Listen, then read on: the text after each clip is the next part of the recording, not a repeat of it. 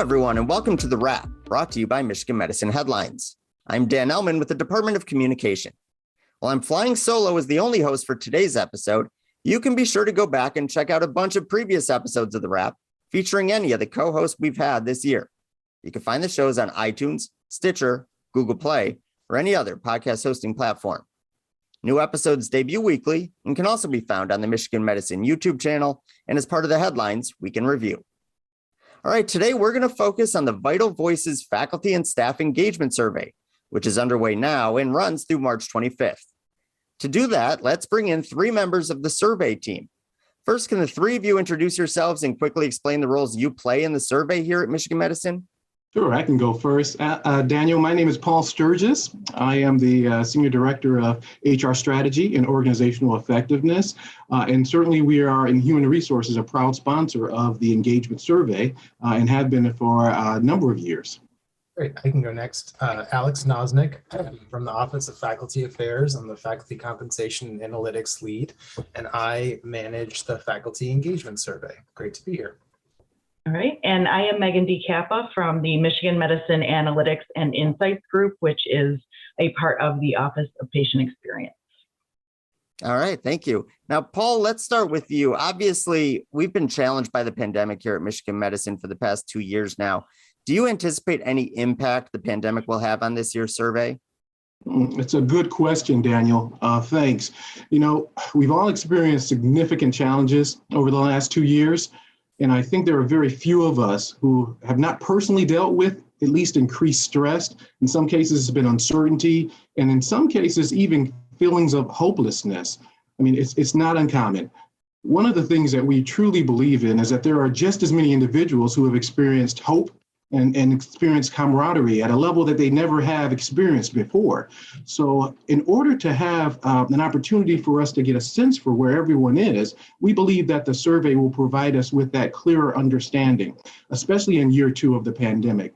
It's not unlike having our temperature checked, and we're all very used to that right now. The survey is going to provide us really with a good indicator of how and where we need to support our faculty and our staff. So it's really important that we all participate in order to provide that indicator. Yeah. Now, who is eligible to participate in the survey? So I'll get us started on the staff side for eligibility. So all full and part-time staff that were hired on or before January 12th, 2002 are eligible to take the survey. This includes house officers, postdoctoral, and research fellows, but it does not include medical students, graduate students, temporary employees, or volunteers. The faculty side, it's the same in terms of the cutoff date of January 12th. But I also wanted to note that thanks to some great feedback during last year's engagement survey, we are also including faculty who have 100% of their effort at the VA and all of our great faculty who have 100% of their effort at the Life Sciences Institute, or LSI. So we're trying to be even more inclusive this year. That's excellent. All right, so now if it's your first time taking the survey, what should you know about it and sort of the process that you'll undergo over the next 2 weeks?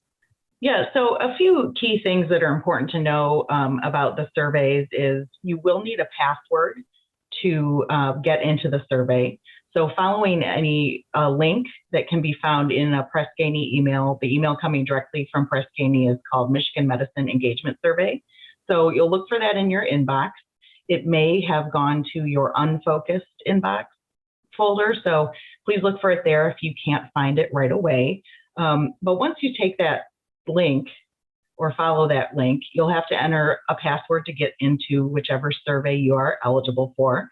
So that will be your U of M ID plus the last 2 digits of your birth year for the staff survey. For the faculty survey, it's very similar, but it's the UMID plus the full 4-digit birth year.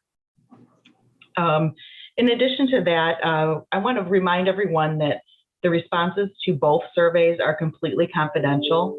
No identifying information is ever given back to Michigan Medicine, so we will never see what people put on the survey or who even took the survey. So all of that is kept completely confidential from us. No reporting is ever done on groups that have less than 5 responses. So that is another way that we help protect the anonymity of the folks responding. And although the survey does cover a lot of topics, and each survey does have a lot of questions on it, we expect that they will each only take about 10 or 15 minutes to complete. Excellent. Now, I know you already mentioned sort of how you can access it through your email, but are there other ways to access the survey if you're not typically on your work email or other things like that? Mm-hmm. Yeah, so any link that you find, whether it's in a headline story or shared with your department leaders, will lead you to the correct landing page, and then you'll be routed to the correct survey through the password that Megan was just talking about. There's also QR codes that you might see on posters or other announcements that you can access as you normally would. The links are also available on the employee engagement website. So you can find the link in any number of places and or the email that was sent to you, but you will need to enter that password that Megan was talking about, and it'll take you to the correct survey. So if things aren't going smoothly for you, or if you have questions while you're taking the survey, who can somebody reach out to? So you always can, for general questions, you always can reach out to your manager, or if your department has designated a culture coach. They both are really great resources, as is the engagement website. So going to those sources will prove helpful, of course. But for technical issues, we recommend you contact Press Ganey directly through their help desk. And the email address for that is hdesk@pressganey.com. And of course, for the on the staff side, you can contact me. On the faculty side, you can always contact Alex as well with any questions. Now, this is a question I think a lot of people want to know. When the survey is done, what happens next, right? Like, how does the organization use the responses to make change? So maybe, Paul, you can start with this and sort of, and I think it's the overarching question of why should I take this survey, right? What will my voice lead to in the future? Absolutely, Daniel. And that's the key question here. So it's not really just enough to take the survey. There should be some action that results from it, or else why else should we go through the effort? So it's important for people to understand that it's really a two-part process. The first part is that we get the viewpoints of everyone, of the staff and faculty, and sharing their perspectives. Then the other piece of that is actually engaging in a dialogue with leadership with respect to the results. Now, these results will be turned around for us and provided sometimes in mid-May is when we anticipate receiving them back. At that point, leaders will receive the results and then engage in a dialogue with their teams, talking about the things that they've learned as a result of receiving this information back from the survey. And then the other critical piece to that is, so what? What comes next? Really, it is the platform that the data will provide for individuals to talk about changing and improving the work environment. And so what we will be doing is really requesting that leadership work with their teams, and faculty work with individuals in order to create their action plan in order to improve the areas that they experience. And that's really the key for doing this type of survey. It's not just getting a temperature, so to speak, it's also changing things. So it is a vehicle for change. Yeah, I think that's sort of the point, right? Is it's changing things so that the next survey is better, right? That the results are better, and that the organization, and it's not just that the survey is better, but that the organization is better serving the faculty and staff that are here. That's the focus. Absolutely. Yeah. All right. Well, thank you so much to the three of you for sharing this important information. I hope everyone listening and watching will take just a few minutes out of their day to fill out the survey before it ends on March 25th. All right, now it's time for the lightning round, where we ask our guests 4 quick fire questions. Now, Megan and Paul, you've already been part of the lightning round before. So Alex, it's now going to be your turn on the hot seat. Are you ready to go? Yeah, of course. All right. March Madness starts this weekend. Are you into sports? And if so, what's your favorite one to watch or play? I'm more of a football fan, but I'm always happy to watch college sports. Always going to root for the Wolverines. So hopefully, Absolutely. Go blue. Go blue. All right. Outside of sports, what's your favorite hobby when you're done with work for the day? I love to cook. I've worked as a professional chef, so I'm always looking to hone different recipes or exploring the world through food. What is your favorite thing to cook? This is fascinating. So yeah, we could do a whole podcast on Yeah, things I love to- absolutely. I love to eat and cook. But yeah, my father's Mexican, so I grew up eating Mexican food, and I love cooking Mexican food. Mexico has a way more complicated cuisine than I think a lot of people know or understand.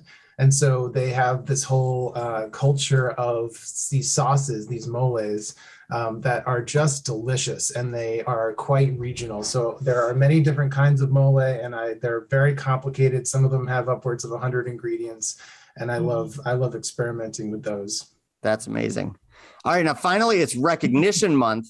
Who would you say has been your mentor or role model as you progress through your career at Michigan Medicine? And you don't have to say me. Oh, I won't. Don't worry. Yeah. Yeah, no, not trying to curry favor, but my boss is an incredible leader, Paul Salo. He's a great mentor. I came to the organization. I'm a proud alum of University of Michigan, but I'd never worked here. And so he took a chance on me, gave me a job at this very complex place, working on a lot of complex projects, and he's just been so generous and bringing me into conversations and giving me all the tools and all the support I need to succeed. So big thank you to him and to everyone I've worked with. It's just such an amazing community. So that would be my answer. Paul Salo for the win. Outstanding. Well, thank you so much, Alex, for answering these questions and for giving us information on the engagement survey. If you want to learn even more about the survey, go to mmheadlines.org. That's mmheadlines.org. And while you're there, you could check out other featured stories from this past week, including a celebration of Giving Blue Day and a closer look at Patient Safety Awareness Week, which is taking place across the organization over these few days. Find all that and more at mmheadlines.org. All right, it's time for the weekly trivia contest. Last week, we asked listeners, how many RDNs are there across the organization? The answer is about 100, and congratulations to Cassie McNulty, who sent in the correct answer. Now for this week's question. What day was Giving Blue Day held at the University of Michigan? Once again, what day was Giving Blue Day held at the University of Michigan? Once you know the answer, send it to headlines@med.umich.edu for the chance to win a prize. That's all the time we have for this week. Thank you so much, Alex, Megan, and Paul, for joining us. And thanks, as always, to all of our listeners and viewers for everything you do for patients, families, and each other. We'll see you next week.